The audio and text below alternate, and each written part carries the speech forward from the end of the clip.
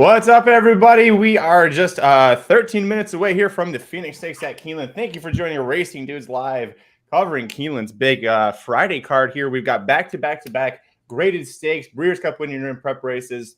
First off, Aaron, how has your Keeneland betting been going so far, buddy? Oh, really badly, really horribly badly. I can't do much right, but I don't know who can. The good news is I did have a single in the third race today, and he won. The bad news is the pick five still went 2 out of 5, even though the single got home. So that's hard to do. But listen, it's been kind of wild. We are getting some stakes races here. Sometimes that will kind of even out your kind of craziness, but we're going to see. It looks pretty wide open. Mike, how about you? I know you've been a little frustrated with how some of the races have gone too.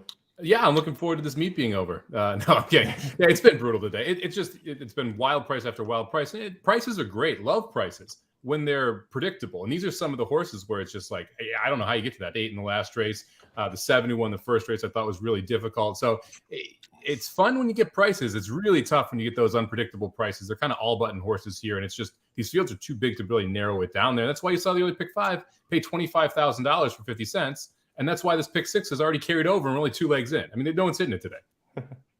Mike, your best bet from Do2 Bet Daily was last race. Unfortunately, it didn't pay out. And you're talking about the prices. And Jared, your best bet is in this race, and he's the 6-5 favorite. The way the racing has gone at Keeneland so far, are you nervous, or do you think that was just a bunch of weird stuff? And now, because these are stakes races, you know what's going to happen. Well, I mean, I guess you could say, well, now that we're due for something logical to happen. Problem is, I hate this price. I kind of thought we'd be north of 2 to 1. So obviously everybody's picking the 5 here. Yeah, I saw this comment. Yeah, syphilis, this is it. Syphilis is up. Thanks to Alterman, I will never pronounce this horse's name correctly because that's what I think. But yeah, Sibelius. There you go. I mean, I really like the horse. I think the horse is coming in the race in the right way. Seems like I'm not the only one, though, is the problem. But 6-5 is not something I love here, especially considering I wasn't, it wasn't like it was the strongest bet of the card, but we wouldn't say. And then I think given what we've seen on the card so far, that does not say much. Mike, when you see stuff like this happen and you go into a race like the Phoenix, not that you're second guessing things, but are you starting to look more for a price? Is the track playing a little different than maybe you thought it would? No, I don't think the track's playing funky. I just think we've seen some funky results. And you look at like the races that we discussed, some of those prices, the first race, low-level claimers, there's more variance, right? The last race, a bunch of first-time starters, and the horse that had the most experience ended up winning, right? And that's Mark just mentioned. He had the win place there. He liked the 2 races under his belt. There's a lot of first-time starters in there that just didn't show up. That were the three favorites were all first-time starters. None of them ran well. So they're high variance races that produced high prices. Generally, stakes races are not as high variance. You have more information to go off of, and you kind of know what these horses are. So I'm not shocked that you're seeing this type of play, and it doesn't really change my strategy in these type of races. That's just because there are prices that came earlier. Aaron, your top pick here for the Phoenix Stakes. You did the preview for us at RacingDudes.com, and you like Necker Island. They were showing him on screen. He looked really nice in the sun. Talk about why you like this horse in the Phoenix. Well, it's kind of a Necker Island type of day. I think I'm feeling confident after watching the first 6 races. I think Necker's going to win this thing probably by open links. Now, listen, the deal is I think we're going to see a lot of speed, and I think that speed might come back to him a little bit. If it starts to come back to him, this horse doesn't stop. He's kind of one-paced, but he will come get you if you're kind of lollygagging into the stretch. So I just think he's going to be able to grind him down and pick up a win here. I don't think it's a very strong field, and I think he's got that in his favor as well. So that's why I was like, okay, let's try to lean towards a little bit of a price here. I do like the number 5 Syphilis that Jared has, but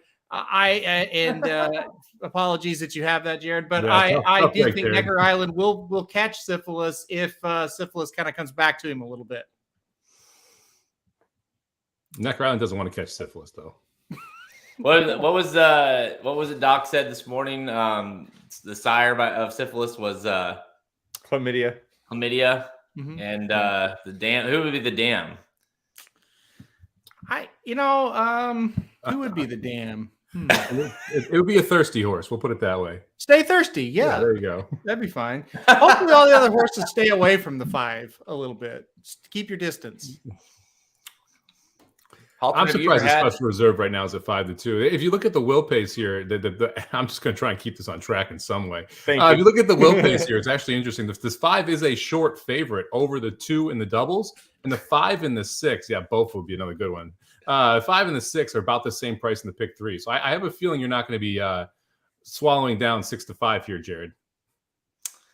Over under 2.5 on STDs Magic's had in his life. Over. That is not. You are the only person who's single in the Tinder era. I should not be anybody's first bet. I love how quick Somich answered that. Like he knows for sure. I love how Magic didn't say under.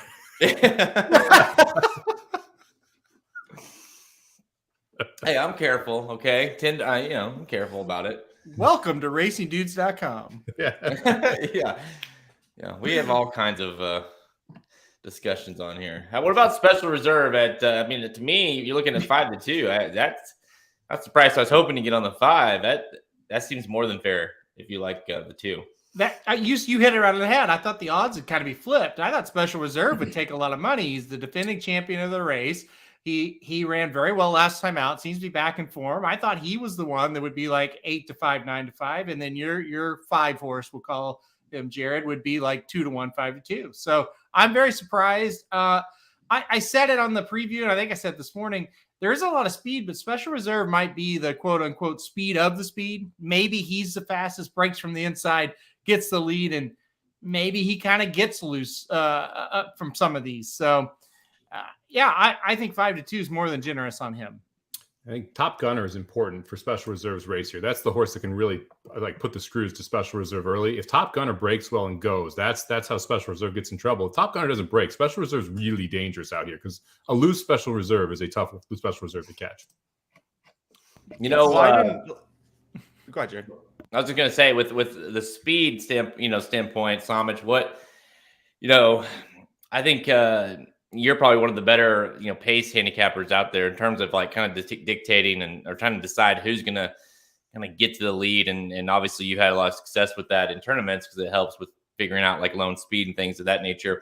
When I looked at this race, the 5 and the 2 obviously have a ton of speed. Last out, Alcibiades went to the lead and kind of never looked back. But the race prior to that, when the horse kind of had his breakout race, so to speak, the horse, they went 22 and 44, and he didn't necessarily get right to the lead. He was right there, but he was off of it just a bit and then went pounced. I kind of am hoping and thinking that's might be what we see here with the 5 sitting outside the speed on the 2. Is that what you kind of thought too? Yeah, look, the 2 and the 3 can go 21 and 4 all day, 21 and 3 all day. The 5's never run a 21 opening quarter. Right. And that's to me is the key there, where if they try and send Sibelius out there, it's trouble. He needs to sit back in third and stalk these 2 and then try and pounce around the turn, get first run, and then hold off horses like Necker Island. In my opinion, Sir Alfred James, the other one that's going to try and be closing here. But it's if Sibelius tries to go out and contend for the lead early, I think that's trouble. Yeah, I do too. And I think the fear is if you do that, that's why the 2 at this price is kind of sneaky, because the 2 has got the class and the ability that could possibly just be the fastest horse, that he just doesn't quit. And, then you could argue the same way, like the 5, maybe just this is a class, a little bit too much of a class hike for the 5, and he just can't quite get there to the 2. So to me, the 2 at this price becomes very dangerous. Can I throw another horse at you guys? Nope. Magic, okay. What's going on? No, okay, go ahead. The 7 Manny Wah kind of feels like a today at Keeneland type of horse. This is another one that's going to come from out of it. Is quirky, can show up with a big race every once in a while and then not do much for a while and then show up out of the blue with a big race. He looks really good. I saw him in the paddock. He looked good out there on the trail. I see him now on the track. He looks good. If he fires a big one, like I said, it's kind of a Manny Wah type of Friday at Keeneland. Maybe he can get up. I thought he was interesting at a big price. I think it's more of a Sir Alfred James kind of Friday here. Okay, that's fair. I mean, if they collapse, if the 5 goes and the 2, 3, and 5 are out there just going at it, it sets up for Necker Island. But Necker Island doesn't really like winning that much. And then you have a horse like Sir Alfred James that's won 2 out of the last 3. He has good numbers to last 2 out of the last 3. You get Bayerano up. Like I'd rather take Bayerano than Lannery in this spot. So I think if you're going to go for a crazy price, I think the 1 could possibly win the race. I do like Sir Alfred James like in that 3rd spot there in the try too at a price. And by the way, as far as the paddock pick goes, it's always number 8, Long Range Toddy. He always wins the Horse Show Award. My God, he's showing on the screen now. He looks fantastic. Yeah. Today could be the day he runs second. He does like to do that every once in a while, so we'll see. Paco picking up the mount. I mean, they've tried everything, so I guess it's Paco's chance now. I bet they're cursing Paco got him to themselves get about 7th. Baird. Yeah, Second with Paco earlier. I mean, you may know this, but the fact that I was looking at his past performances, he literally has not won a race since the Rebel. no, Not once. nope, Is that good? nope. He hasn't even. In 2019, for those who aren't aware. Yeah, not this year's Rebel. He's lost 24 in a row. That's also not good. 24. By the way, he's races won in a over row. $1.1 million in earnings too. So Yeah. Straight try for me. I'm going to go 5-6-1. That's my cold try here. What about the Catalano? You could use special reserve Sir Alfred James, the Catalano barn. Exacto. Or no, sorry, Maniwa. He's got Maniwa, not Sir Alfred James. Hey, do we want to rip through the draft pick 4? Let's do it. We're doing good today. I'm sure this will come in. This couldn't go poorly. yeah, see if we can go 2 or 4. All right, everyone gets 1 race to pass. Never mind. Okay. All right, Magic, kick us off. Syphilis. All right, take the 5. Jared. I'm gonna pass. Oh, spicy. All right, I'll take the 1. 6. All right, 1-5-6 with. Wait, who went? Jared, you're up. Let's see. Hang on. 8. I've got the 7 Bling. All right, then me. I'll take the 3 Delight. Okay. Magic or me? Aaron. 1. All right, Magic, you're forced pass. All right, next race. Magic, you want to kick? Or no, Aaron, kick us off. 4. Magic. I would have taken Towhead, so it's probably good about that. 1 Wonder Wheel. Jared. 2. Oh, you guys are dicks. All right, I'm forced pass there. All right, last race. I'll take the 6. Who hasn't passed yet? I haven't passed. All right, Jared. Give me the 8. Magic. 7. All right, so we got 1-5-6 with 1-3-7 with 1-2-4 with 6-7-8. Cool. We're going in the gate for the Phoenix. Couple horses left. There's your boy, Long Range Toddy, going in the gate. All right, in the gate for the Phoenix Stakes, boys. About to break. Here we go. Jared's boy, Sibelius. The 5, your big favorite. We'll see how he does. Not the best break. He's not going to be on the lead, Jared. Aaron, you were right. Special reserve got a little goosey there. Yeah, he got out to the lead, but there's pressure coming. Here comes the 3. Here comes the 8. But you're right. The 5 not breaking. That's kind of we'll see how that goes. I thought he'd be a little bit closer. I'm interested to see what this first quarter comes up. It's if you want someone coming from off the pace, it's got to be 21 and change. 22 flat. 22.08. I mean, it might do the horse a little favors by not breaking, but he's going to have to be really good from here because it looks like these 2 on the front are going to be tough. Here comes a 5, though. I mean, he is looming up. Necker's starting to try and get it going. He's way back. He's too far. The 5's already. Is the 5 flattening out already? Yeah, 5's flattening out. I think every horse is flattening out. Now it's going to be a war of attrition. Top Gunner. 2's done. 3's done. The 5's still got a shot here. Yeah. Top Gunner. 3's Johnny stopping. Ortiz. Got it. Oh, don't stop. Oh, no. Look at this. Long Range Toddy. Manny Wall. Long Range Toddy. Manny Wah got it. Manny Wah got it. Ah. Nice. Wow. Oh, Keeneland. By the way, special reserve. Can we give Halterman some credit for that pick? Oh, good call, man. I said in the video, I said, look, I think this Manny Wah horse might close in this field. He's the only one that did. Everybody What a stopped. disaster. I mean, that was a terrible race. That is a beyond awful race. How did the 3 lose? How did the 8 not get by? I mean, the 2 was beyond awful. The 5 had every chance there. Good Lord. We just had a Manny Wah long-range toddy exacta. In a win-in-your-in race. That's incredible. So, Magic, what do you think about these two heading to the sprint? They went 13-2 in the final furlong. Yeah, there were stumble buddies coming home there. Tis a Magician goes faster than that in the marathon. Well, that's why you topped the stretch. You guys were like, "Oh, such and such flattening out," and that's why I made the comment. No, every horse is flattening out. They're all walking. Yeah, your horse, Jared. My goodness, I thought the horse was going to win, and then just totally quit. Necker Island, he ran nothing, not even one step. I mean, how does Long Range Chotty lose again? I thought he had it, and then Manny Wah comes up. That was incredible.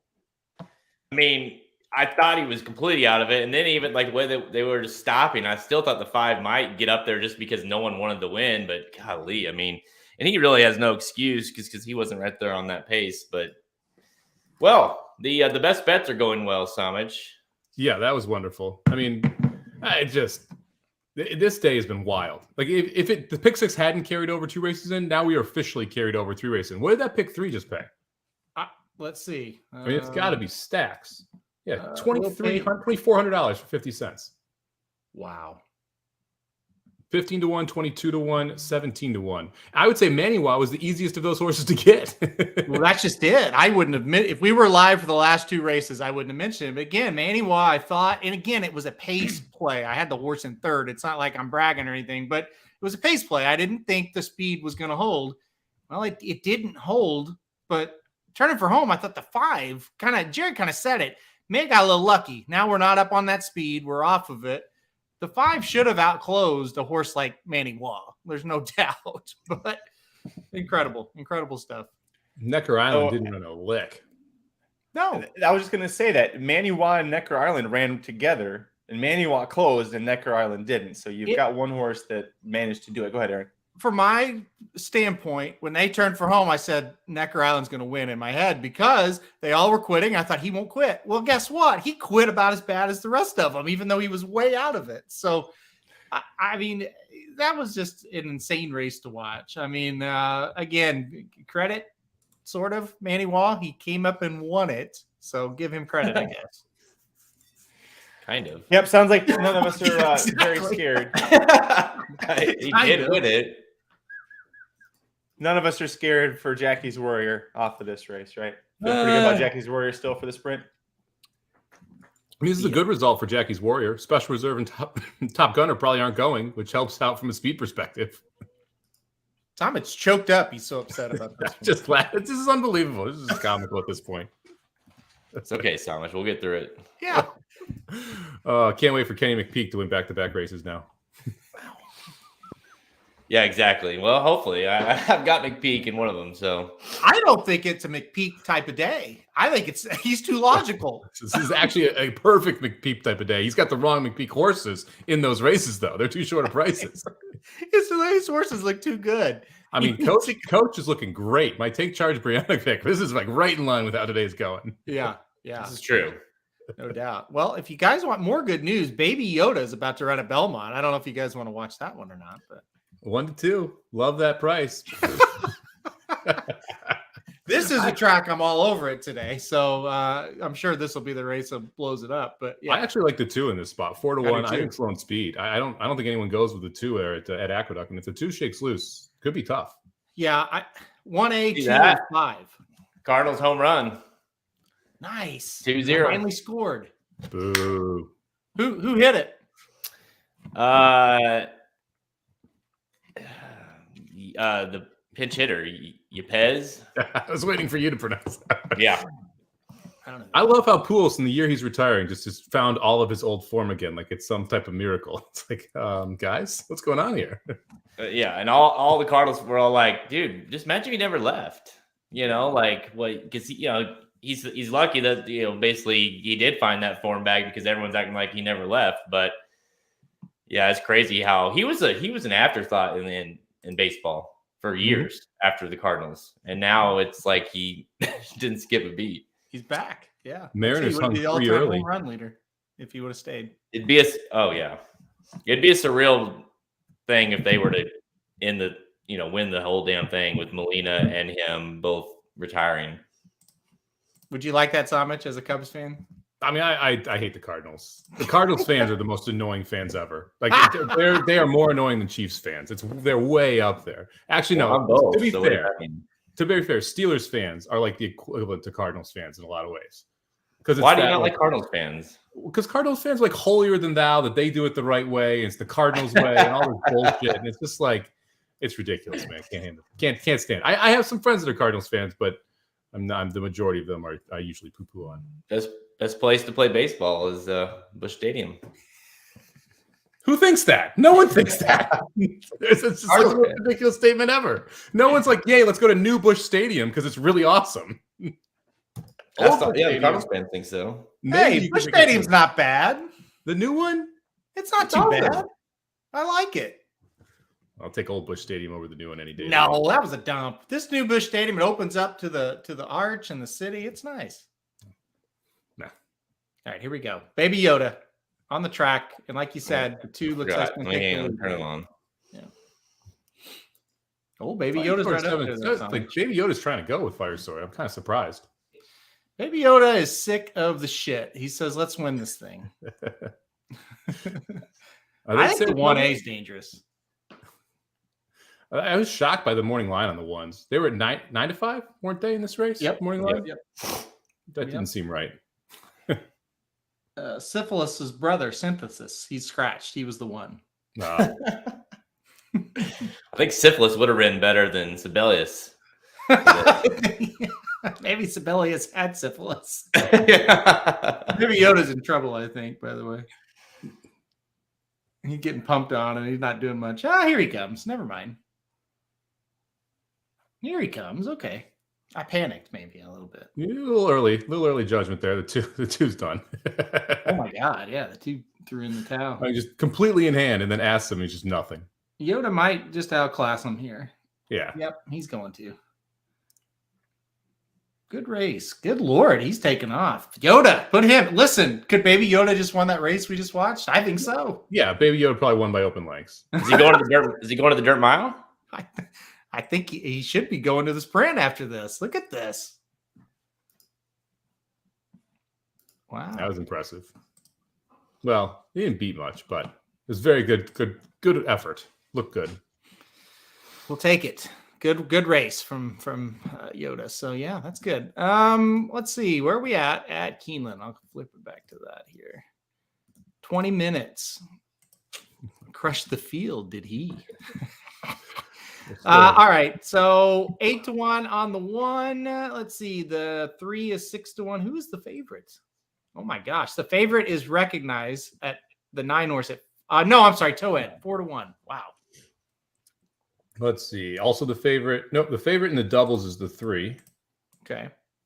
And the favorite in the pick 3 is the 12. 12-3-1 in the pick 3. And 3-12-1. So those are going to be your 3 favorites. The one's going to come down from 8-1. I was surprised by the 10-1 morning line. But I'm also surprised he's going to be a third choice in here. I thought you'd get like 6-1, 7-1, somewhere in that range.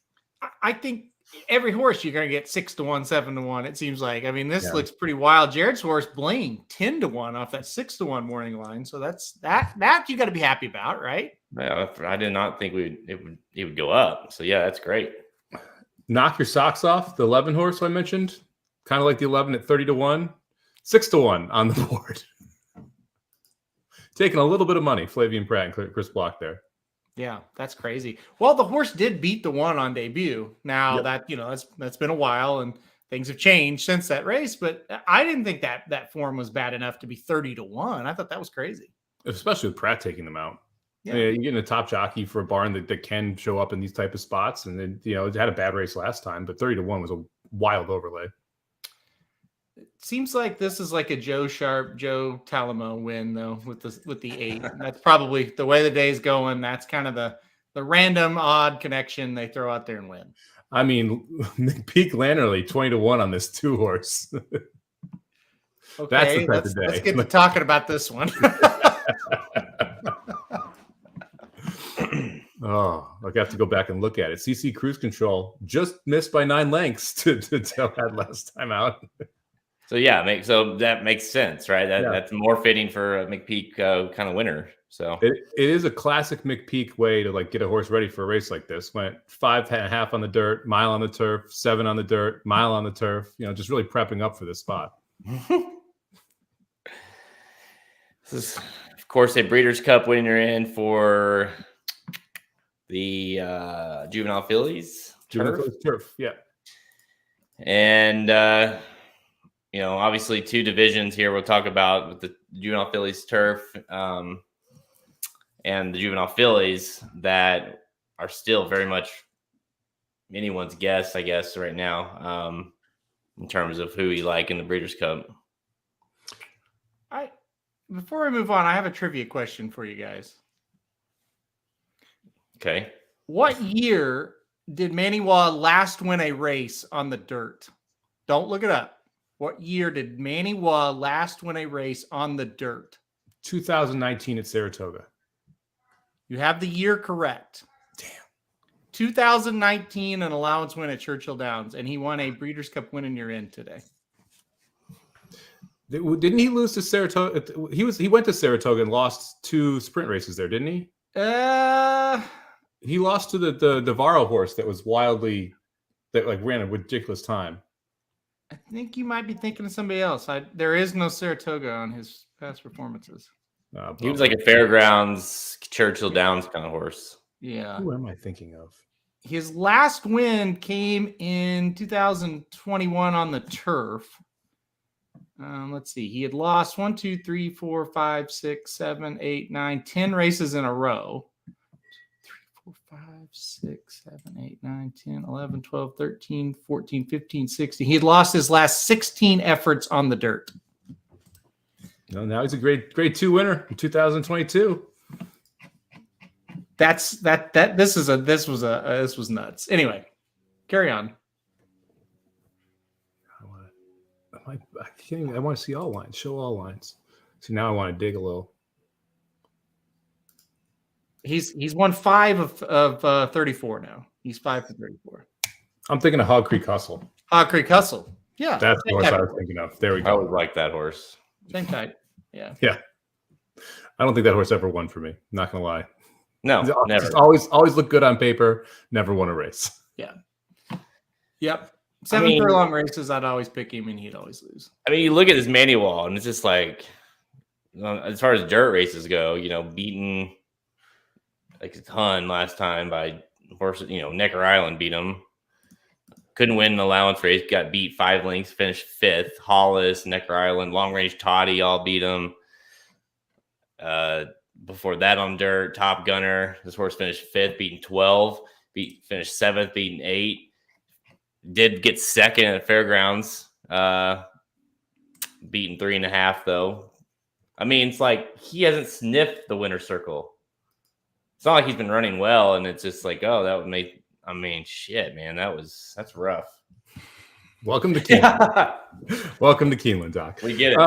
Well, his best races have been on the turf. Like he almost won a 2-back on the turf, and he's decent on the turf.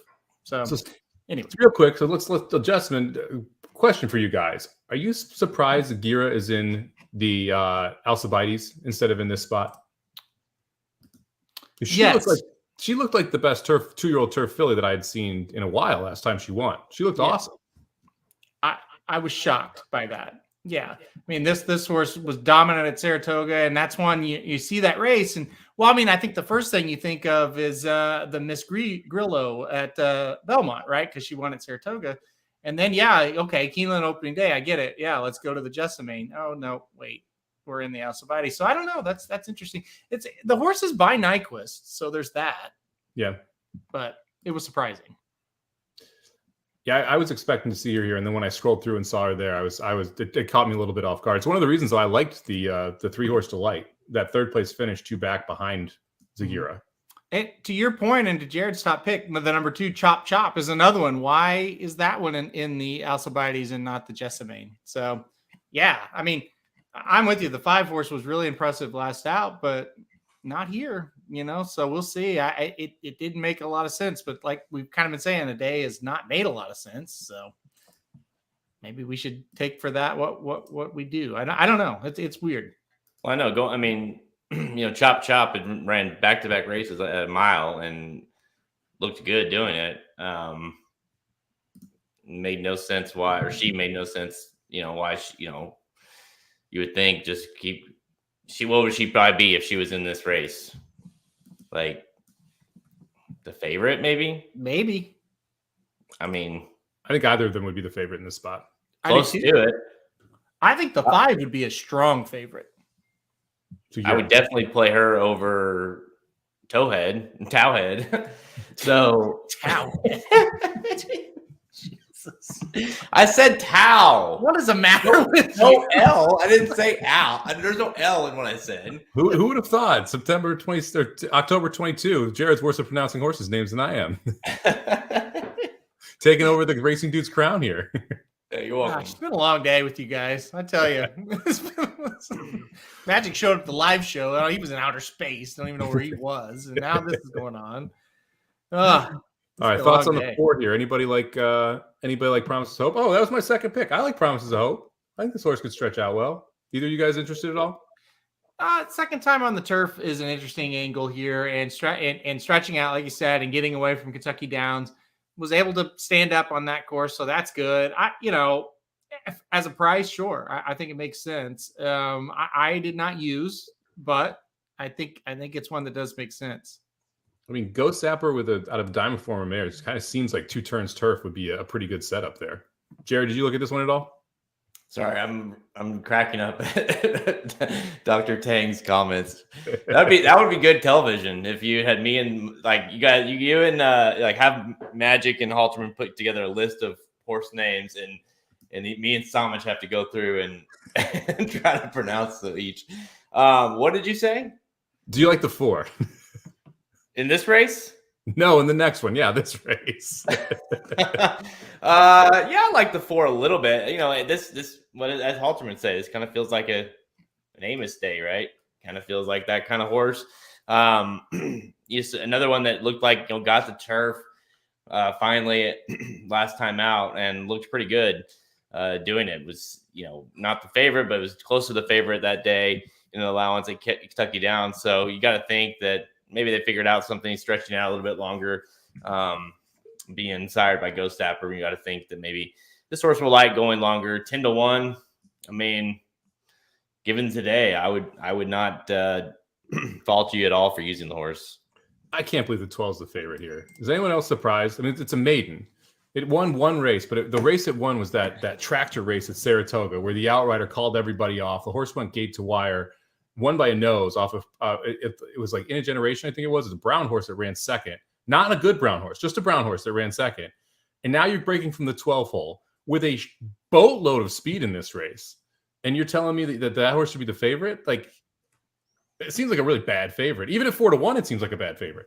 If the horse wins, I'll fall out of this chair. I'll be more surprised if this horse wins than Manny Waugh, to be honest. Because you're right, the tractor race, everybody got excited about it. Of course, it was not official, right? Didn't happen.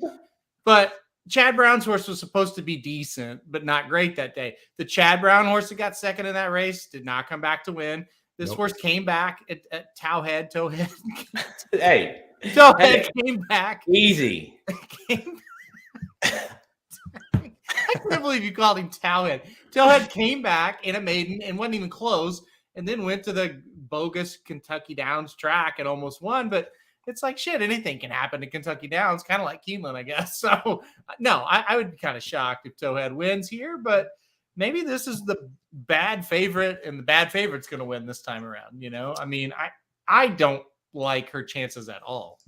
Yeah, I think this Joe brings a good point. This knock her socks off. The 30-1 morning line was obviously awful, but down to 5-1 off of that, clearly taking some money. But I mean, that was the same race that Towhead was in, so I don't know if you like this horse either.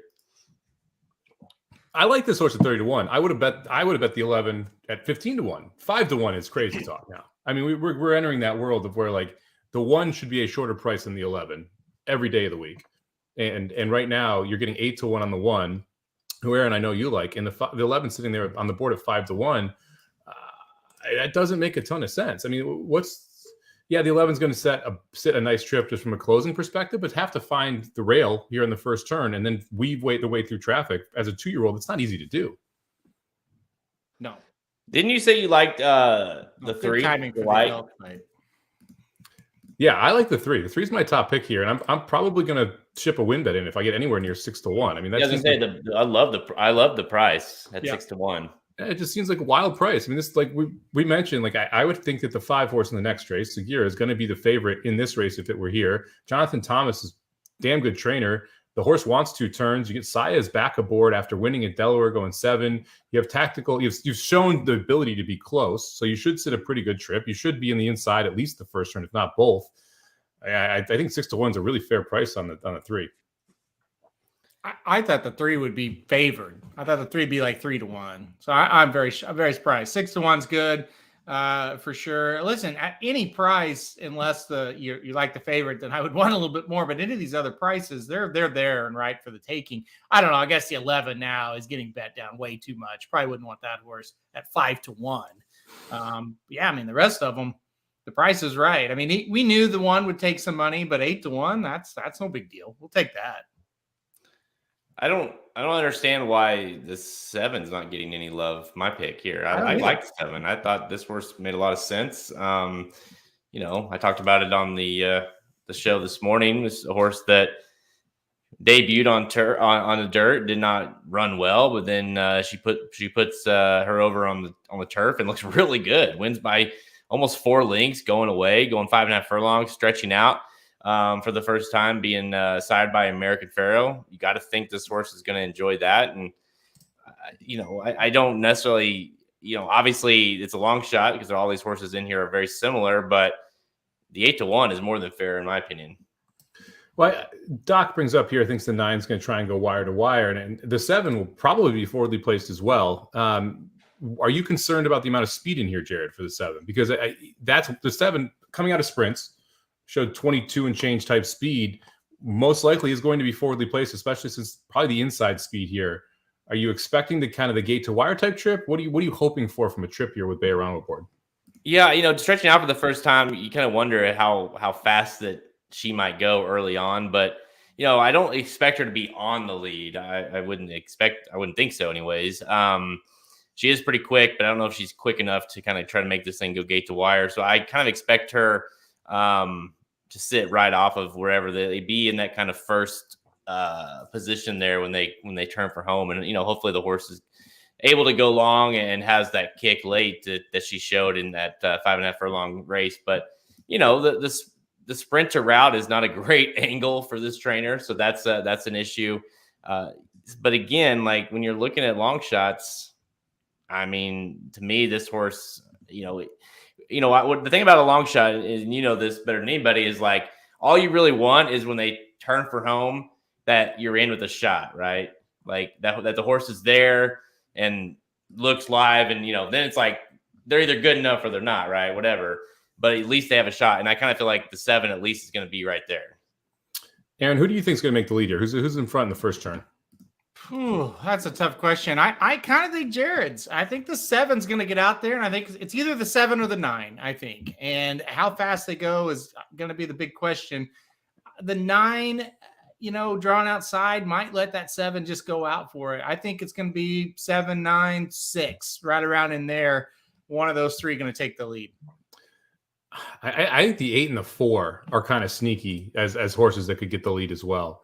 I mean, the 4 went gate to wire, essentially going 5.5 furlongs on the dirt. And that 8 went 21 and change at Kentucky Downs and was on the lead. And the 8 kind of feels like we got no shot if we don't wire them. So why not go to the front and see what happens? So I wouldn't be shocked if that 8 shows some speed early here, and you see, DeLuca out there on the lead. The only problem with with the 8, it's just like what's really going to happen between here and Kentucky Downs? Like how does that form going to translate? That's the thing. I don't disagree. Like I think the 8 certainly showed that speed last time out, but I just don't know. I never trust Kentucky Downs. I'd love to see a race from somewhere else for that horse, but not technically, but logically, I should say, stretching out in distance, this horse should be more forwardly placed. These double probables are awesome. If you obviously it's it can be hard to hit one, but I've got the 2 in the next race. I know Halterman, you like the 4, I think, right? Mm-hmm. Isn't that the Raging Sea? The 7-4 pays $104, double. The 7-2 pays $122. So it's like there's worse bets to make here. If you think, even if you if you want to take I wouldn't take the favorite here, but if you think the favorite can win, I know Magic likes the favorite in the next race. I think this was a $978, 7.8 or 7.9. So whoever you like in here, to kind of pair that up with a horse in the next race, serious money. I was off $1 too. I played 3-4 with 412 in the double because I like Take Charge Brianna in the next race at the 15-1 on the morning line. And I agree with Aaron. I think Raging Sea is really interesting as well. So I'm going to try and beat the favorite in the next. So I do think could win the race. I like the 9. One of those horses you kind of have to use in multi-race bets. But from a just double perspective, I think you get a huge amount of value trying to beat that 9 next race. Yeah, the 9 in the next race, and we'll talk about it when we get there. But that's a horse where it's like, yeah, that horse can win, right? Like you can see that, yeah, that horse can definitely win. But in this one, you just don't have that feeling. It's just like, yeah, that's not the horse to beat. Yeah. So, yeah, I get it. But, the double payouts should be good. These are 2 really, really wide open fields. So, it is definitely a day where, some days you got to pound those doubles and just play a single with a single. Here, you don't have to do that. Yeah, you can go 2-3 deep in each one, play it for a smaller denomination, and still get a very good payout, really. Mm-hmm. Yeah, absolutely. This is going to be interesting. We're 1 minute away now. This is literally a race where anything can happen. Yeah. This is wide open. 7 in the next race. I don't think I used the 7 in the next race. I had the 7 in this spot, but pretty deep down. I don't remember you talking about the 7 in the next one. No, I don't think so. I may have mentioned it actually in that first race when it debuted, thinking it wanted longer, but I did not play it in that spot. Oh, man. All right. We got there's 0 minutes to post. Top pick, trifecta. Aaron, you want to kick us off? Oh, thanks. I took the 1 on top. I still, the way I handicapped it, I just think the horse is going to come running late. I think the horse has got a shot. I will take 1, 3, 9. I think the 9 might hang around from the speed. I think the 3 and the 1 are going to be coming from the back. Jared? Well, I've been over here trying to put together a double, but give me a 7-3, 7-3. Gosh, 7-3-6. I don't like much underneath. It could be crazy, but I do like. I'm playing a 2. I'm sorry. In this race, 7 and 3, and then the next race I'm playing the 2 and the 4. Double. I'm gonna go 3 on top. Go 3, 4, 1 try, and I'm playing the 3 with the 4-12 in the double. We are walking onto the turf course now. Okay. We're about 32 minutes away from Twitter exploding about the tablecloths all being the same color too. Just a heads up, guys. Yeah, that's coming up in the Alcibiades. Yeah. Got about 30 minutes till everyone gets angry about that. Yep. Grade 1 races at Keeneland, all the same color. All right. Here we go, boys. Here goes the 1. We'll see. 9-1. You're getting the price. So Yep. As they load in here for the Jessamine, and it is again the Breeders' Cup winner in for the Juvenile Phillies turf. Here just in 4 weeks from today. Crazy, right? This is it. The final weekend of preps right here, Friday through Sunday in the United States, and then it's all hands on deck as we build up to the main event at where else? Somich's favorite place, Keeneland. Yeah, goody. Actually, that's not fair. I actually really enjoyed the Breeders' Cup last time I was at Keeneland. Today's just been wildly frustrating, so I'm angry at Keeneland right now. Keeneland's amazing for the Breeders' Cup, no doubt. It was a lot better when there was no one there, but when we were there for the 2022 or 2020, no one was there, so Halter and I were it was like to ourselves. It was kind of nice, but yeah, it's still good. I'm excited to play BCBC there. I think they're going to give us the Phoenix room, which means that you get to overlook the paddock on one side. You can walk right out to the front on the other. And that would be that would be a very cool room to play a tournament and be able to go from A to B all over the place. Yeah, and just to be clear, this is not Keeneland's fault, these big results. This is a lack of decent horses running today, in my opinion. Well, I'll be back tomorrow playing this pick six. I'll play Keeneland tomorrow. It's a fun track to play. And look, here's the thing. Yes, the results are all over the place. This is kind of what you want. You just want to be right about it when they're all over the place. And right now, like, these aren't horses that I'm landing on. And so it's frustrating in that sense. But I'll be back tomorrow playing this pick six carryover because it's going to be a great one. Yep. Seven broke really well and is going to end up, unless anybody wants it, is going to end up on the lead here. Yep. 7 got to the front, and I think that's what you wanted, right? Yeah, I mean, I definitely wanted the horse to be forwardly placed. I kind of expected the maybe the 9 to get out there ahead of him, but or ahead of her. But yeah, I guess there's a 3 challenging Delight. I wasn't sure the 3 would do this, Somich. No, I wasn't either. But this is a really smart ride from Saez. I mean, just kind of held position going into that first turn, and when no one really went after it, it's just like, okay, fine. Like I the favorite, so strategically speaking, should be the best horse. And Saez aboard just says, fine, I'll go to the lead. I'll take this. And 24-1, and he's going to slow this thing down. If they throw up a 49, this 3 is going to be awfully tough. 49. There you go. And it's not like they're flying here. So, and really, frankly, the 7, even though it didn't get to or kind of gave up the lead, is in perfect position here as they hit the turn. He's going to have to be way better than the 3, though. That's the problem. Recognize starting to make a little bit of move. The 9 on the outside there. I don't know. I cannot believe the 3 might take them gate to wire. That's crazy. Come on, 7. His 3's gone. Should be. He's just gone.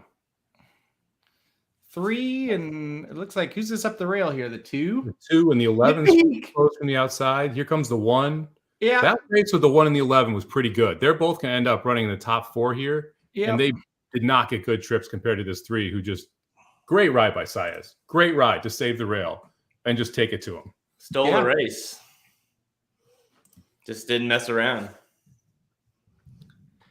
I'm shocked. If you would have told me, hey, the 3's getting that trip, I'd be like, all right, cool, top pick. But I feel good. At least I liked the 3 in that race. So that's good.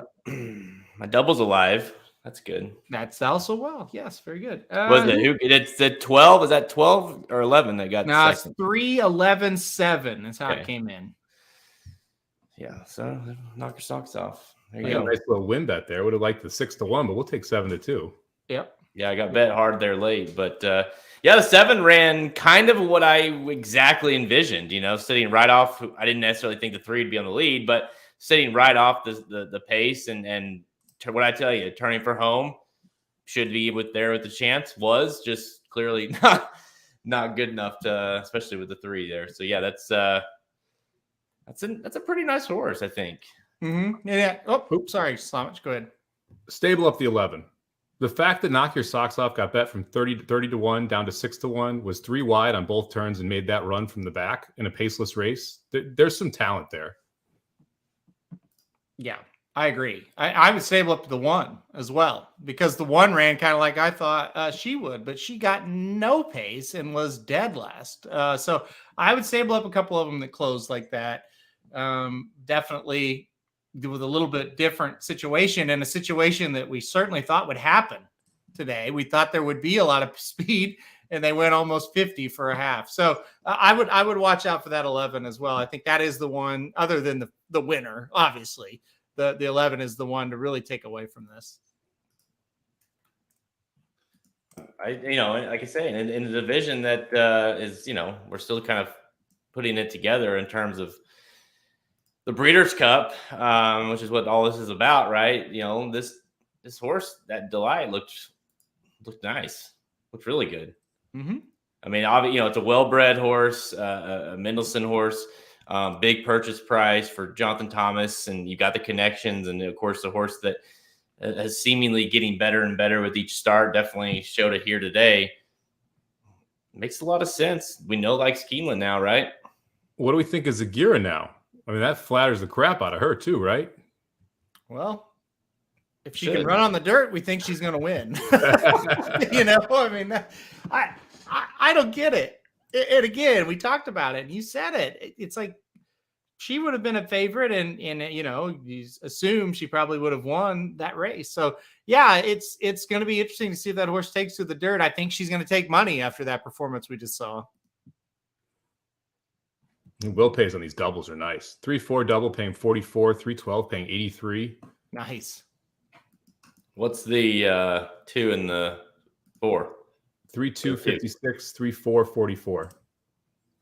It's strong will pays for the favorite. That's the favorite that just won that race. And the 4, let's see here. The favorite in the double is going to be the 9 at $33. It's logical. The 10 horse is going to be your second choice, the Pletcher. $40 for Lost Ark, I believe it is, the 10 in the next spot. Yeah. By the way, we did a good job identifying Towhead as a horse to throw out. The horse was never involved in the race. I mean, he was up there like 4th or 5th early, but just never in the stretch, never involved. This is one of those where I'm going to be kicking. Like, the superfecta was very hittable here. The 3 wins. Jared's 7 runs second, or my 11 runs second. Jared's 7 runs third. Aaron's 1 runs 4th. I mean, it's going to pay too. It's going to pay a lot of money for the super. Yeah, I mean, this is definitely one you look back on. It's like, okay, we were on this one, so this gives you a little bit of hope that we still know what we're doing. We still can hit a race. Did Magic? Did he die or? He's he's mad at us because he's doing the replay things to get him up online right now. Oh, okay. If anyone's ever interested in recaps, we got recaps of every stakes race that we live watch here, so that those go up on the YouTube page as well. So he is alive though. Yeah, because he's getting mad at me in the chat for talking. Well, I'm just glad that he's okay. I was worried. Don't worry about it, Magic. Well, let's see here. Belmont's winding down. Of course, going to get up, right? Get up 4. Get up 4. Get up 4. You. Oh, man, we got him. 9. We got him. No. We got him. No, that's a lost photo. That's a lost photo. That's what you gotta know.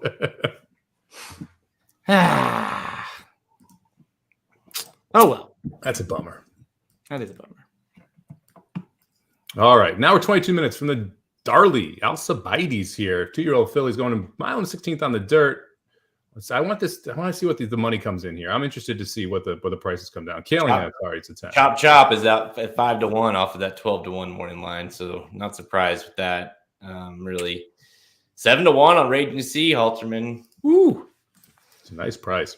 This is going to be another one where, considering what the doubles are paying right now, you're going to get probably 7-2 again, 3-1, somewhere in that range on your favorite back-to-back races here at Keeneland. Yeah. I mean, right now you're looking at a favorite at 9-2, the McPeak horse or the 9. So yeah, I mean, it's gonna be another one of those races that no one can make a decision on who's gonna be the favorite. This is interesting. I did not think Raging Sea would go up. I thought 6-1, 5-1, 4-1, 8-1. That's awesome. Wow, it's crazy. And you were right, Philip. I did mention the 7 horse on Magic Mike probably about. I just pulled up my stable. I do have the 7 stabled up. So I probably mentioned him off the race on August 25th at Saratoga. This was one of the 2 Grand Motions I was interested in going longer. I was expecting going longer on the turf, not the dirt, but still going longer, and actually won last race as well. So I did mention the 7 2 episodes back on Magic Mike. or not 2 episodes, 2 races back from Magic Mike. There you go. Yep, I pulled up my stable. I just got my stable notification about the 7. The fact it's not on the turf was the reason I didn't use it here, but that's going to be one where if it gets me with IRAD, I'm going to be upset. Oh man, that would be bad. Somich, while we're sitting here waiting 20 some minutes, talk to the people a little bit about, here you and I are both sitting here with live double tickets. Mine are paying, let's just say on an average at 50 to 1. Yeah, you got to get there, right? That was a tough race. We talked about how tough that race was, but you're now sitting at 50 to 1 on 2 horses. That's 5 to 1 currently and 8 to 1 currently.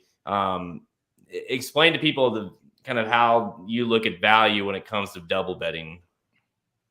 Well, I mean, it's really you look at what the win parlay would pay or what you project it to pay, and you can see, okay, can I get a bigger price than that? And almost, I would say 9 times out of 10, if you are not playing the favorite in either leg, you're getting a better win parlay value playing doubles. If you actually have an opinion in back-to-back races, I like playing doubles because it's a great way to look at a 2-race set that you can make a good amount of money on, where you don't have to be right in all 5 races like a pick 5. It's a way to kind of hedge your bet, lower down the overall variance that you have as you are betting through these big time sequences. Because it's great to hit a pick 5 for 14 grand, 15 grand. It's a lot easier to hit a $20 double, and that pays for the day and then some when you can get it at home with like these type of prices. So in these big fields, if you have any type of an opinion, it's worthwhile. And like that 3 again, that last race for me, top pick, allows me to have some pretty good sized doubles going here to 2 horses I like that are paying 88 and 44. So it's a great way to find spots, especially in tournaments. Like we talk about this a lot of times with favorites. If you like a favorite in one race and you want to find a way to make money, playing doubles is often a great way to do that. Playing exactas is a great way to do that. It's exponentially higher when you like a horse that's not the favorite, and you can go back-to-back big fields. And that's the kind of opportunity you had here in these 2 Keeneland races, where because of the field sizes, the money gets spread out so much that you can absolutely make a killing on these daily doubles. Yeah, I mean, it's and it's not always for me, but it's like when a situation where I have 2 races back to back that I like prices and I don't like the favorites. And then there's other times where you can make money off of if you like, a favorite, and then the next race you think it's going to be just crazy. You can do it that way as well. But I think in this case, because a lot of times there, it's real thin. It's like you're just playing straight. But like today, you made the point of like, listen, you don't have to go. You can go 2 or 3 deep in each leg if you want, because like we're looking at, these will pays are awesome. Yeah, I mean, I played a 2x2x2 pick 3 to close this card. And I rarely do that. Generally, if I'm playing a pick 3, I'm singling somewhere. But because of these field sizes and the fact that you have so much dead money in this type, and not dead as a negative, as in there's so many horses that a lot of tickets get killed early in the first race or in the second race, it really pans out that even if you are, not pressing as hard on your opinion, but you're instead looking for good pools to play into, this is one of those examples of one of those pools. It's just a great pool to play into because of the field sizes. To go back on the double talk, because it happened on the last live stream we were on, it sticks out in my head. You can also use them to create value around a shorter price, like Hot Rod Charlie last weekend at Churchill Downs. I was not interested in playing Hot Rod Charlie at 8 to 5, right? And that's what he was going to be, and what my projected was. I think he went off at 6 to 5. So what I did is I used Senior Buscador and Folsom from the race before in the ACAC with Hot Rod Charlie in the 10th in the Lucas Classic. Well, I was alive to a double that paid $30 for $1, where Hot Rod Charlie 6 to 5, but now I'm alive to a double $30. So now it's like, yeah, that's what I want on Hot Rod Charlie to win a race. That's the kind of value you want. So you do it like that too. I know Magic used Art Collector, same idea, just trying to get value to a horse. It's like he didn't want to bet Art Collector 2 to 1, but the double was paying like $44. Perfect, And Christopher, you're in the chat here. You had Happy Saver, another horse like 2 or 3 to 1, but I think his double was paying like $40. So that's kind of what you do. You look at a race, like that, and it's like, I know I'm not going to get the price I want. Let's pair him up with somebody in the race before, or you could do the race after and see if we can create some value around that. That's huge too in tournaments. I mean, even if you're just trying to hit a double, that's going to pay 8 to 1, right? Something like in that range. if you're playing tournaments where you're forced to bet these larger denominations, $100, $200 bets on a single race, 8-1, finding an 8-1 double is a hell of a lot easier than finding an 8-1 winner. I tell that to people all the time. They look at me like I'm crazy, but like it's the same thing with an 8-1 cold exacta. It's a lot easier than an 8-1 winner. And sometimes if you want to try and like pound one specific play, it's a heck of a lot easier to do it with an exacta or a double and get that 8-1, 10-1 number and be able to really blow it up, because an 8-1 shot winning is not that often. You see a lot. Like, with almost every single race, you get at least 8-1 in an exacta, but you can get a lot of these favorites with third or fourth choices home and get paid out. Yeah. Oh man, this Cardinals game's getting sweaty. You guys watching this? Yeah. It just went 2-1. Bases are juiced, 1 out. Halsey just hit someone on the elbow. Wow. It's a shame to see it. You hate to see the Cardinals go out. Such a hater. There are specific teams I just can't stand. The Detroit Red Wings, ironically, although they're kind of irrelevant. Sorry, Magic.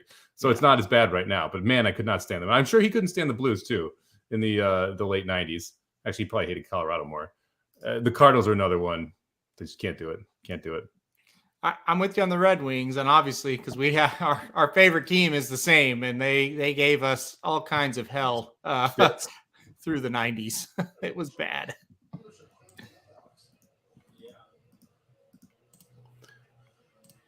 Cramps in the fingers. What's that? Cramps in the fingers. I was just listening to the call there. The cramps in the fingers, what they're saying. They're looking at the Halsey. So we got about 15 minutes to the Alcibiades here. Fun and Fiercely, the favorite on the board right now, 4-1, 7-2 in the morning line. Lucky Seven Stables, another friend of Racing Dudes. We've had the privilege of interviewing their owners as well.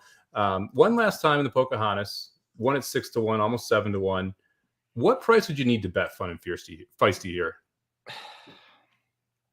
I mean, it's probably about right at this price. I get it. Like I don't want it, but if you like the horse, it's okay. For me, I would need more like 8-1. I mean, at least it's Kenny McPeak. I'm not going to bet him at a shorter price. I got to have a longer price.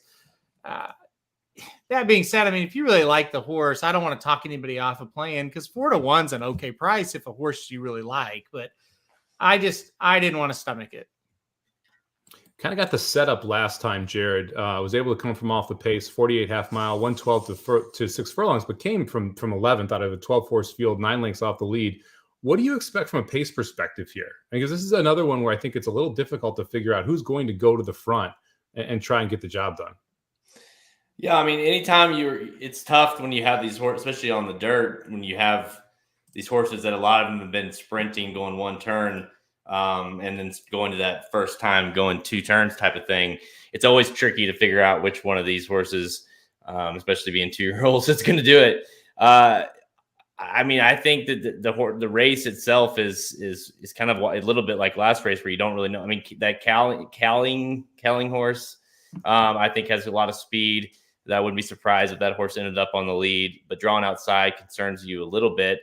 Wonder Wheel. I think Wonder Wheel drawing the rail might make that decision a little bit easier for TGAF and Mark Cassidy to say, you know what, we've won on the lead before. Let's do it again here. Yeah, it was sprinting, but maybe that horse can go, go the whole way. Bullet last time out work. So I think this horse has a big chance of going to the lead early. You think Chop Chop sends, Jared, or where do you want him as your top pick? That's a great question. For trying dirt for the first time, you don't know what the hell she's going to do. Been 4th place in both of those starts, so you got to assume she'll be close. What do you if Wonder Wheel doesn't break well, you got to assume that Chop Chop might be very similar to my pick in the last race, where the horse kind of gets to the lead and then kind of basically says, "Okay, does anybody want this?" Rosario, he ain't going to try to go to the lead. He's going to hold that horse back. He's going to give a little strangle ride a little bit there. So, and by the way, if you're talking McPeak, you talked about McPeak earlier. Like, I have a little bit more at these odds. I have more interest in playing the 3 than I do the 9. Like, because Stellar Lady has the ultimate. You and I talked about this on the show. It's like, okay, does the horse have a race under its belt where it's like, yeah, the horse looked pretty good that time, meaning the last time, but does it really make sense to fit here? No, it was on the turf. Stretched out the time. Like, you could just see that this horse Didn't run terrible on dirt the first time. So it's like, to me, the 3 Stellar Lady is the McPeak horse I'm more interested in than the 9. And Stellar Lady lost first time out too. Leave No Trace, who beat Wonder Wheel last time out. And then they were getting one at 23-1, the other at 5-1. It's the kind of crazy McPeak strategy where we're going to run well on dirt, then throw them on turf twice, and then come back in a grade 1 on dirt. So you don't really know. You Glow Girl came back to win in that race, and then also the riding's already there. So like the horse that came out a good dirt race, got a good number that day, came back, stretched out on the turf, ran well, won. Then shows up here back on the dirt, stretching out even longer. It's like, oh yeah, of course, this is what we thought all along with her. So horse that should be coming out of it. So if this thing does get quick up front, just saying, I would rather use that horse than the 9 at 4-1. Just missing a 7 furlong synthetic effort, then we'd have the whole kit and caboodle covered, right, Aaron? Give him time; he'll get her there. Gulfstream's coming.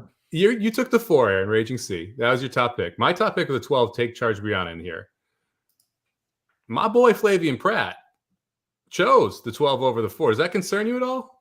Yeah, I thought that was the one thing that was a little bit interesting for sure. And I don't know, what the behind the scenes thing was here, but obviously riding for the coach over Chad Brown is a little bit concerning. But listen, you got Jose Ortiz. It's not like you got some idiot to ride. So I like that.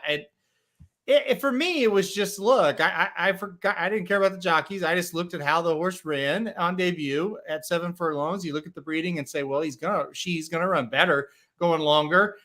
I just think this is a horse that's going to develop. And I love that the horse has early speed, but doesn't have to go to the lead and can kind of sit mid-pack. Probably today will be mid-pack and then pounce on him. So, but yes, I am a bit concerned about the Flavian Pratt going to Lucas. It's interesting. The Lucas horse, your top pick, I'll let you talk about some, but I'll talk about her a little bit as well. I get like the love, but I don't know why Pratt would jump to her. That's kind of the thing that really is the head scratcher. Yeah, I mean, to me, the thing with Take Charge Brianna here is first off the breeding. Curlin out of a War Front mare. I think this horse wants 2 turns. Been going 6 and 7 furlongs.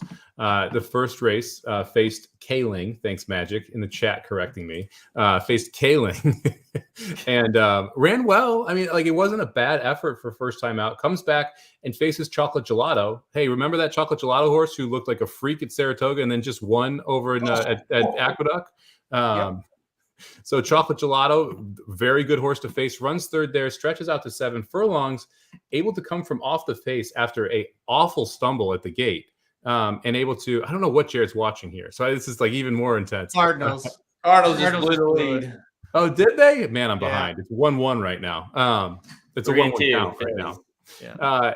And so, to me, stretching out here and taking a step forward makes a ton of sense. And I love the fact you mentioned, why is Pratt here? Well, Pratt rode Take Charge Brianna last time out to that maiden breaking score. He rode both of these horses. And to me, this is the one he thinks maybe better going 2 turns and going longer. So a really, really interesting spot to get 10-1 here. And I'm not a Dwayne Lucas fan. You guys like the coach a lot more than I do. I don't dislike him, but he has not been very good recently. He was very good when you guys got into the game. He's not been very good recently, although this year specifically, it seems like his crop has gotten a ton better. His owners have spent a lot more money the last 2 years. He's done a great job with this horses from this bloodline. Take Charge Brandy is from this bloodline as well. A horse, Take Charge Tressa, who is the dam of Take Charge Brianna. That's a horse that was supposed to be a big time runner and never made the track. Got hurt and it was what it was. But yeah, listen, I definitely think Take Charge Brianna has the look of that Lucas horse that's getting ready to really improve. The bottom line is the 4 and the 12 both should improve today. They both have pedigrees that say a mile and 16th and longer are going to be where they really, really excel. So I would not be shocked at all to see the 12 run well. I used her in this spot as well. Again, though, it's okay, yeah, you ran well, you won, but it wasn't anything great, even the win. So I am surprised that Pratt stays aboard here. That's very surprising. And maybe, where were we at? 9 minutes away, 8 minutes away, we're going to find out why. The will pay show that this horse is going to take a little bit of cash here as we head toward the starting gate. and I actually misspoke. Wonder Wheel, actually, your favorite in the double pool. Wonder Wheel, the one horse, your favorite, which is kind of surprising. Currently sitting at 6-1. We haven't talked about a graded stakes winner at Saratoga yet. Brought up here in the chat by Kevin, Just Cindy won the Grade 2 Schuylerville, and then comes back and runs the spin away, and just not a great race. Awkward at the break, wide the whole time, just not that good looking. But you could kind of draw a line through it. And if you do, it's 13-1 seems like a really nice price, doesn't it, Aaron? I think the problem with the race for me is the one that she won, the Schuylerville, did not come back very fast whatsoever. A matter of fact, the maiden that day, which included Chocolate Gelato's loss, but the maiden that day, they ran faster. And you saw it the next time out, she didn't run very well. So I think that's kind of the pause or the worry about this horse. On the positive side of things, it's another one, should get better going longer. I don't know if she's good enough. That's the question, but you should see a little bit of improvement out of this horse today. Horse by Justify out of a Proud Citizen mare. Again, doesn't really scream we need to win at 6 furlongs as a 2-year-old. So I kind of think stretching out today might be what Just Cindy needs. I did not play the horse, but if you like her, if you're getting the price, I don't want to talk you off. It's just a question of how fast are you, and I'm not quite sure. And Justify been phenomenal as a sire so far. Just Steak running tomorrow, I believe, is at Santa Anita, where she's going to be the favorite. So you got a lot of these Justify fillies and colts running very well here too. Jared, do you have any interest in Just Cindy, or was this one you didn't really take a long look at? I mean, it's one of those that if you're talking about a horse that's going to beat me, that I'm not going to use. It's her, because if you take out that spin away, this looks like a horse that's on the improve, and every race gets a little bit better. I don't know what that was. You like that Sias jumps back aboard, who rode her that day in the spin away. So yeah, I mean, stretching out, you would think would do her a lot of favors. And like I said, if Sias has enough confidence to come back, got to think that something happened, or what, when you won the first two dominating basically, and you get beaten 12 lengths, finish 6th, something didn't go right that day. And so you got, I think if you liked her before, I have no problem with using her again. I just, I'm more on the wait and see approach with her. Philip dropping a nice stat for you here, Jared. Cox, 41% turf to dirt. That would favor Chop Chop, the 2 horse, currently sitting on the board 5-1, Jared's top pick. Davey brings up the 8 Infinite Diamond here, which is interesting. It kind of takes it back to that Santa Anita race tomorrow. 2-back loss to And Tell Me No Lies. I believe that's whose is that? That's Peter that Miller. Horse is going to be at Santa Anita tomorrow. Tomorrow against Justique. Is it Peter Miller? Or that horse is running in the Philly, like the Chandelier. Yeah, facing Justique in that one. I believe it's Peter Miller's horse's entry there. Then ships down to Gulfstream and is able to win impressively at Gulfstream. Wins by 14 open lengths, going a mile and 1:36.4. Patrick B. and Cohen then brings this one up here. This is a daughter of B. Jersey who stands for 5,000, sold for 120,000. So big time sales tag here. Aaron, any interest in the 8 Infinite Diamond? Giroux picks up the mount. I know you love him. No, I don't have a lot of interest in the horse. If you watch Gulfstream this time of year, it's not a great circuit, right? And you may have just seen a horse catch a maiden special weight field that was kind of shitty. That usually happens at Gulfstream 9 times out of 10 right now. Don't have a lot of interest in the horse, to be honest with you. But again, if you like her, 18-1, I have a hard time talking people off of those kind of prices, right? In a race like this. So I get it. I get that you might want to take a shot. She's not for me today. That's how I'll say it. As tough as Keeneland's been today, being there as many times as we have, and especially this time of the year, I'm looking, seeing them in the paddock. It's like, I kind of wish I was there right now. It's a great place to lose money. I mean, if you're losing and you had to pick a track to be at, Saratoga or Keeneland would be my favorite tracks to be at if you're losing, because it's a lot of fun just to be there. Keeneland really unique, especially being able to walk around that paddock. I've only been fortunate enough to be there 3 or 4 times in my life, so I'm excited to go back there. It's been my first Breeders' Cup at Keeneland. You guys were there when there was an empty house. I was actually at Gulfstream for that Breeders' Cup, playing BCBC in a satellite room with a couple people who are now good friends of mine, so it's exciting to play it there. But this track is it is gorgeous. It's just a beautiful, beautiful track. Yeah. So we were there for Faro that year, and you couldn't even walk. It was so crazy there. And then, of course, the next time there was no one there. So you literally we had the bar pegged out. We just walked it down, from where we were at. The bars were empty. We thought it was a secret place, and then we got there for this year for the Bluegrass. We're like, oh wait, I guess just no one was there. But no, I imagine it's going to be somewhere in between 2015 and 2020. But yeah, I can't wait. Aaron, favorite part about Keeneland? My favorite part about Keeneland? Yeah. I think the backdrop, honestly, like how Calumet Farm butts right up to the track, and especially in the fall with the leaves and everything. I just think that backdrop into that first turn is my favorite part. It's absolutely stunning. You wouldn't think it because it's basically just farmland, horse farmland, but it is absolutely gorgeous when they go into that first turn. I love flying in there, which sounds odd, but if you've never flown into Keeneland, flying into Lexington Airport, which is literally across the street from the racetrack, I was fortunate enough the first time going to fly in during the last race of the day. So you look down, you can actually see the horses on the racetrack. It's completely horse country all around you. And you feel so welcome as a horse player, which is often not the case in a lot of places. You don't get embraced like you do at Keeneland. You walk down and you've got ads for Stable Duel. You've got ads for Calumet Farms. You got ads for all of these different horse racing things. It's just incredible to walk in there as a horse player and someone who's passionate about the game, because it's a very unique airport experience.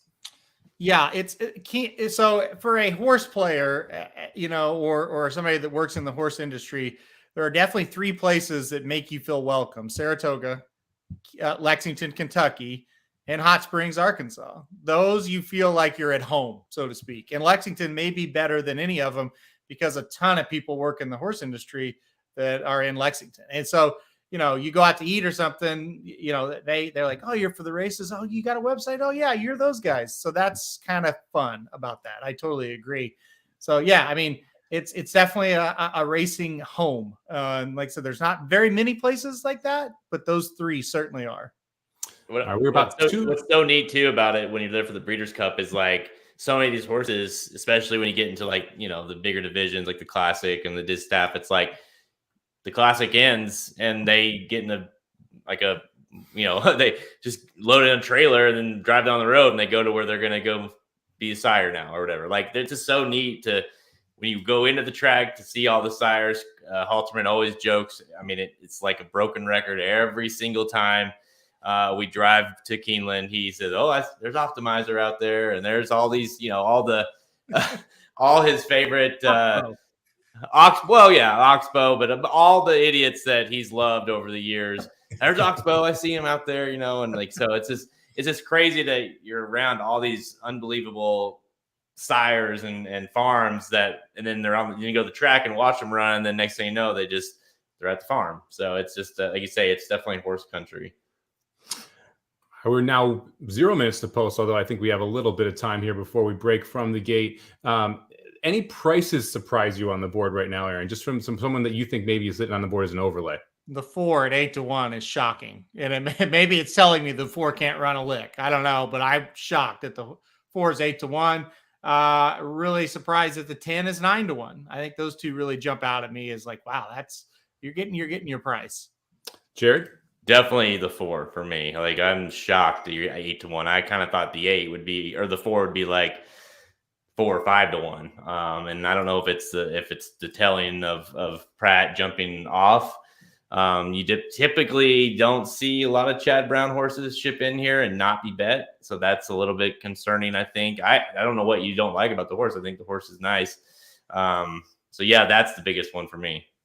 A little surprised the gear is sitting on the board at 6-1, especially after that last race. I understand because of the turf to dirt and the connections, that's probably the reason why you're seeing that price there. But 6-1 seems like it's a little bit high of a price.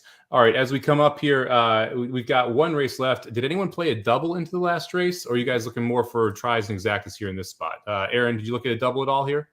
I'm not playing a double here. Got a double in the last race, so alive to the 4 in this one. But no, as far as a single bet on this race, I'm looking at an exacta. I just think that this 4, I have been talking about this horse for like 2 weeks now. I want to get the horse involved in a spot here. 8-1's a good price. Going to bet a win for sure. I'm trying to debate between a couple of horses to put underneath. I think I'm going to go with the 4 over the 1 12 in the spot for the exacta, and then bet the 4 to win as well. I'm live to the 4 and the 12 here in the double. I'm not going to. I'm going to put a win bet in on the 12 because I think 11 to 1 is way too high there. I'm going to play a try here. I'm going to play the 12-4 over the 1-4-9-12. See if we can get a little bit of a price there in the top spot, and then kind of fill out around it before getting a little bit money now. Bet now down to 7 to 1. Jared, you like the 2 chop on top. Are you going to play the win at 5 to 1 here? Or are you more interested in the double or the exactas? Well, I've got the live double here to the 2 and the 4, so that's going. But I also think, I think you can still play 5 to 1. Although I think since I kind of have that writing, I'm going to play a 2, a 2 over 3-4 exacta.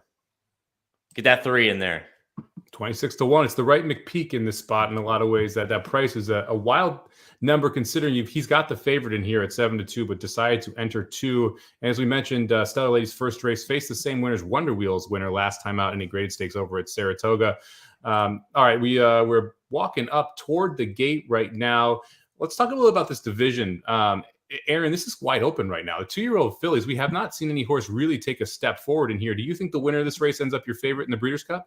Yeah, I think this horse, if whoever wins it, if the horse is impressive, I think there's a good shot of it. Now, we do have a big race to Chandelier at Santa Anita, and I think it's going to come from one of those two. But you hit it on the head. As we sit right now, and things obviously can change. As we sit right now, this is a really important race because this is a very wide open division.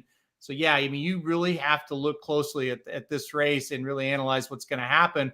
Where in the boys, you kind of have Cave Rock sitting out at Santa Anita. And it's like, yeah, he's pretty strong. We'll see what happens. He's running tomorrow. But here, this is a really important race. And I think if a horse really runs well, could be the choice for a Breeders' Cup Friday.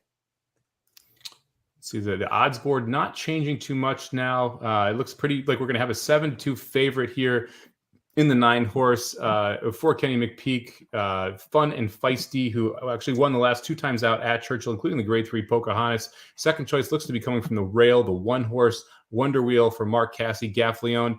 Jared, I asked Aaron earlier who makes the lead here. Actually, no, I asked you earlier. So, Aaron, who do you think is going to make the lead here or going into the first turn? Oh, man, another just impossible question. I feel like the 5 who's coming on over from the turf. I think the 5's got a shot to take the lead here, or the 10. I think the 10 certainly could get up there and kind of get in front too, coming out of those sprint races. 5, 10, 11 would be my guess. One of those 3. And we're going 1 mile and 16. So we got the short move into the turn, short stretch as well here at Keeneland. So it's tough to come from way off the pace. You probably want to be sitting a little bit closer or make a big time move around the turn. I will try not to screw this up for you, Magic, this time, as we are now starting to load into the gate for the Darley Alcibiades. Grade 1 from Keeneland. Winning you're in for the Breeders' Cup Juvenile Fillies at this exact same track. Look at that crowd. It looks like a beautiful day there.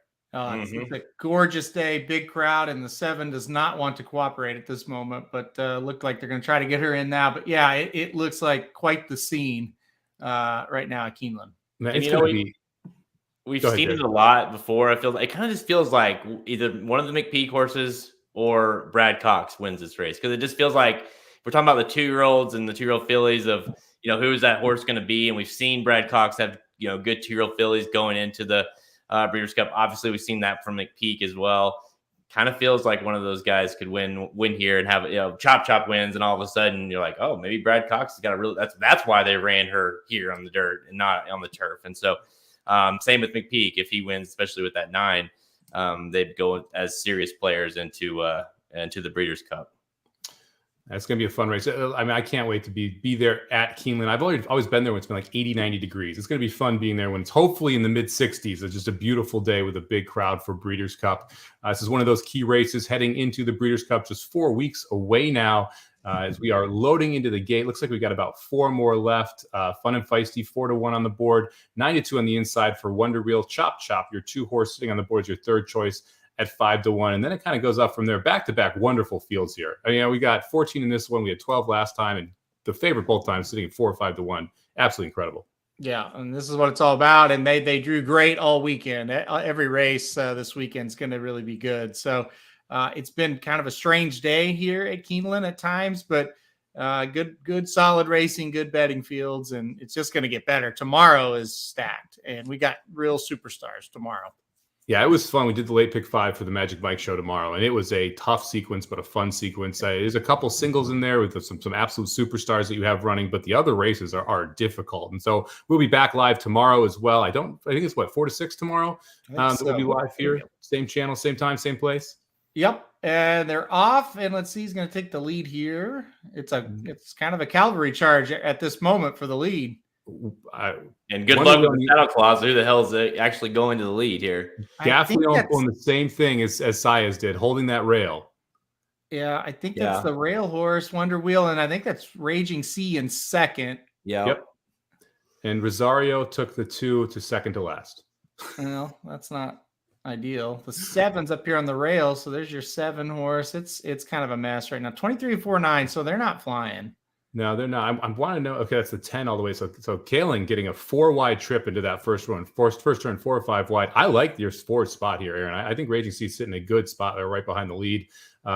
Take charge, Brianna, dead last. That's not good. Don't like that. It's not fantastic. No, I didn't see the break for her. I don't know if she broke bad last time. That could happen again. The 4 seems to be retreating a bit, but now she's in a good spot actually. This is going to be interesting. Here comes the 5. So that's the horse that's trying the turf.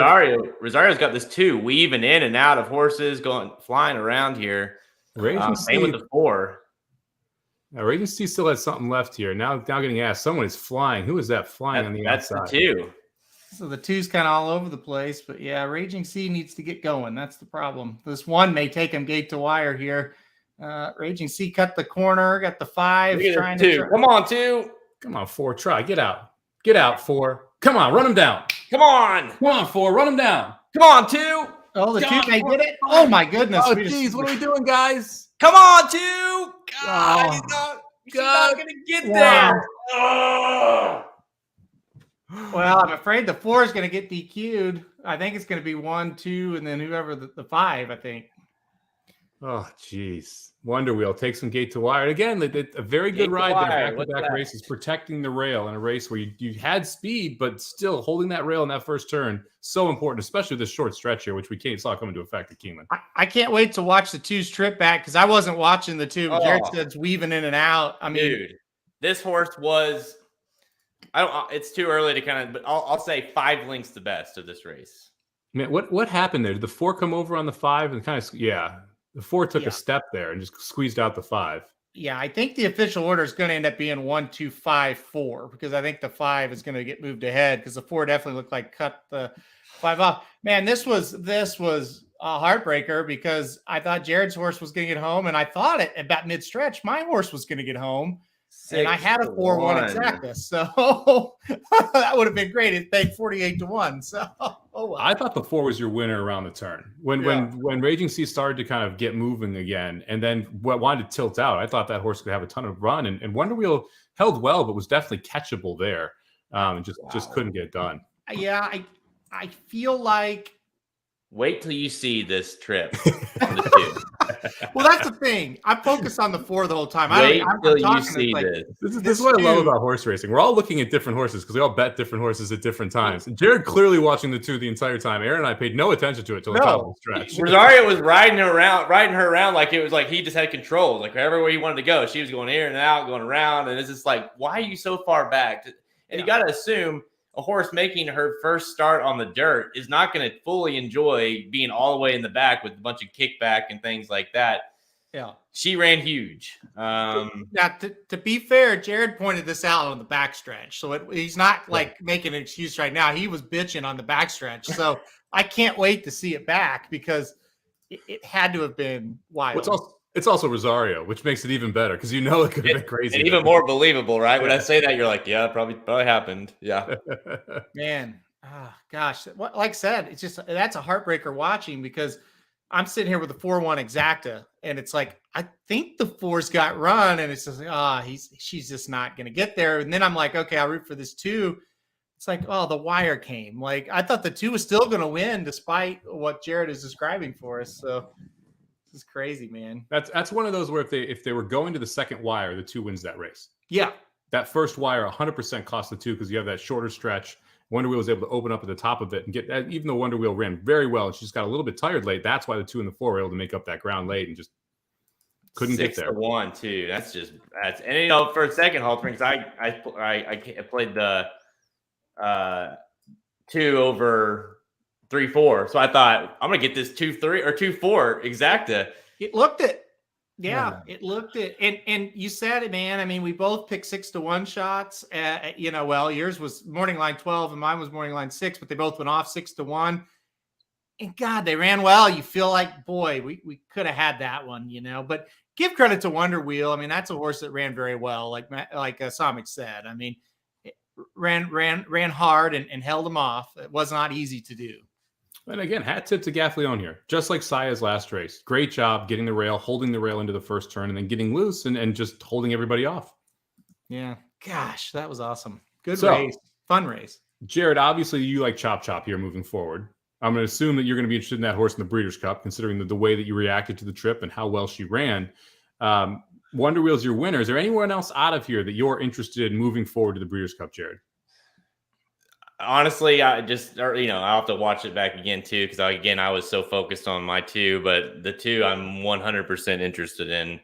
Obviously, depending on what we see tomorrow and Chandelier and things like that, but she seems like a horse that, just reading through it now, like Brad's like, yeah, she's good and she can win on the dirt, and obviously a very talented horse based off of what we just saw. So yeah, frustrating that she lost, but yeah, if they can get her to the Breeders' Cup, I think she's super dangerous. And I mean, yeah, I don't want to take too, like, it's like Wonder Wheel still beat her. So It's like, yeah, I mean, even though maybe the trip didn't work out, Wonder Wheel is a nice horse as well. So definitely those 2 you'll see. And, Raging Sea, I mean, definitely probably deserves to be in the Breeders' Cup as well, but I don't know how excited I am about her. They just hung up the objection inquiry 4 and the 5, not looking at the winner, the 1 horse here, Wonder Wheel, or your second place finisher, the 2 Chop Chop. Aaron, you were high on the 4 here coming into this. I thought she ran a pretty good race here, especially for second time out in her career.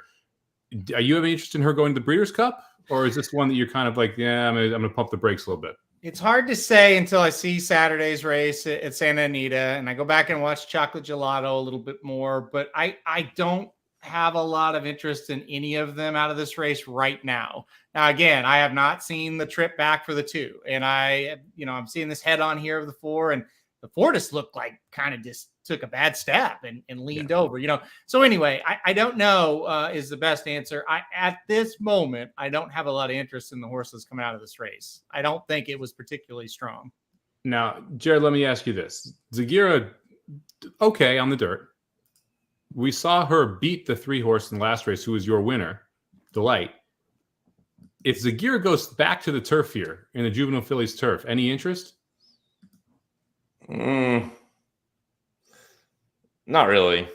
No. I mean, I get why. I just don't know that I am super interested in that race at all, the last race, so I don't know, even though that she beat those horses doesn't really do a lot for me. So yeah, I mean, maybe, but not really super excited, because I don't like the fact, like, why didn't you just stay there?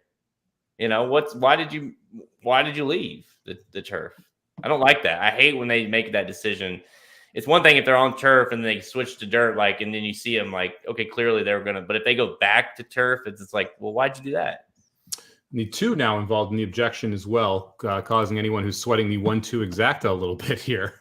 So they hung the 2. They're blinking the 2 as well. And then the 2 and the 4 pinched, but I think it was the 4 that clearly caused the trouble. I would be between the 4 coming down or the 4 not coming. I actually don't think it was as egregious as it originally looked on the side fan view. I agree. I think the 4 might stay up after you see it there, because the 5 kind of looked like she might have been running in place a little bit. You have nothing to worry about with the 1-2. I think the 2's clear here. I don't know why they lit that one, but yeah, I'm kind of with Jared. It's like the 5. I don't like, now we're dirt, and now we're going back to the turf. I don't like that surface switch this young in their careers. So I don't know either. And with that race, you always got to worry about the Euros when you're talking about the turf. So we'll see what happens and who they bring over. Interesting to see who comes over. This is a fun day here at Keeneland. Well, The stakes were interesting here at Keeneland. The last 2 races with the 2-year-old fillies, a lot of fun. We'll be back with the 2-year-old males tomorrow. Let's wrap this puppy up here. Aaron, any final thoughts on the card we saw today at Keeneland, and specifically these 3 stakes races? Well, yeah, it was fun for sure. And boy, you saw right there in front of your eyes watching this race how close it could be to just, bam, that day turns right around, because that's how it is. It's how it's going to be this weekend at Keeneland. You hit 1 or 2, you're going to be just fine. So, yeah, it was a fun day. It certainly got some tough horses to get at times. But, yeah, I mean, it's fun. We'll be back tomorrow. Jared, any final thoughts from Keeneland here? Final thoughts are it's really hard. You can be right and wrong in the same race all the time. It feels like at Keeneland. I feel like both of these last 2 races, I kind of was right on them and didn't hit any of them. So that's part of it, I guess. But and last thing is, like, I really need to go back and watch this race and kind of see if how excited I can get about the 2, or if maybe I'm just wishful thinking. But yeah, tough day, but we have Breeders' Cup prep, so it's fun. It's fun betting win bets. They help you out every now and then. That 3 saved my day from being absolutely atrocious to just being bad last race, which was kind of nice. It would have been nice to get the 4 here and close that double out, because then it would have been a very good day. But that's how it goes here. I agree with what Aaron and Jared both said. You're just looking for 1 race, 1 set here, and you're good to go.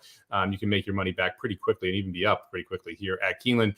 We'll be back tomorrow. We've got, 3 more winning your ins here at Keeneland? We got a couple coming at Santa Anita as well. I believe it's 4:00 Eastern. We'll be back. Make sure you're checking out at Racing Dudes on Twitter, and you will know just when we go live. Also, make sure you're subscribing to the YouTube channel here, and you'll get notified every time that we go live and talk about these races. Just a month out from Breeders' Cup. It's going to be an absolute blast. I have no clue what video to play, so Aaron, I'm going to let you figure that one out here as I talk a little bit more, and then we'll just close the show out. Thank you very much, everybody, for joining us. Looking forward to seeing.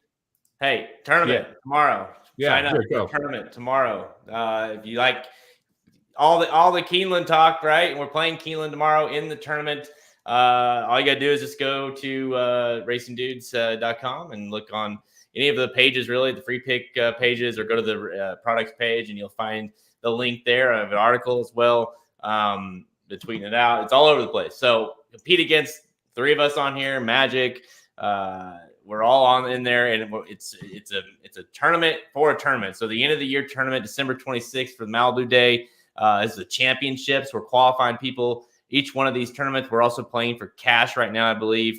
The winner for tomorrow will get like $200, plus you get entry into the end of the year tournament, where we're playing for $750 if you're a premium subscriber. So big time tournament tomorrow. And as we learned anything today, you can find some prices at Keeneland. Play a couple shots. Magic actually just commented too. Do you guys realize we used the 1-2-4 in the Alcibiades there in our pick 4? We had to try as the top 3 there if it stands. We'll see if it stands or not. I haven't look back and check it out.